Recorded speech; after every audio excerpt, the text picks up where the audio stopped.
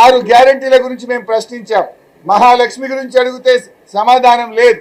అదేవిధంగా మహాలక్ష్మి అక్క చెల్లెలకు 2500 విషయంలో కానీ అక్క చెల్లెల వడ్డీ లేని రుణం అడిగితే చెప్పరు, కానీ అందాల పోటీల గురించి మాత్రం చాలా గొప్పగా చెప్పుకుంటున్నారు. ఈ రాష్ట్రానికి కావాల్సింది అందాల పోటీలు కాదు, అక్క చెల్లెలకు వడ్డీ లేని రుణం కావాలి.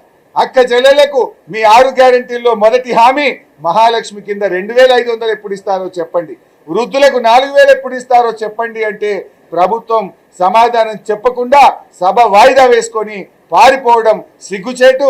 ఈ సభలో ఈ రకమైన సాంప్రదాయం మంచిది కాదు. మీరు ఎంతసేపన్నా మాట్లాడండి అంటారు, క్లారిఫికేషన్ టైం అయిపోతే ఎట్లా?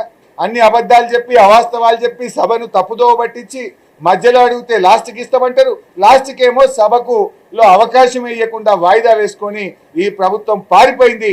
ఈ ప్రభుత్వం సమాధానం లేదు కనుకనే, చెప్పుకోవడానికి లేదు కనుకనే, మేము అడిగే ప్రశ్నలకు జవాబు చెప్పలేక ఈరోజు సభలో నుంచి పారిపోయింది.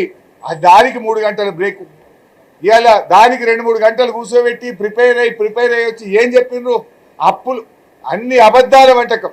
అప్పుల మీద కానీ గ్యారెంటీల మీద కానీ అన్ని అబద్ధాల వంట వండుకొని వచ్చి అబద్ధాలు చెప్పి సభ వాయిదా వేసుకొని పారిపోయింది.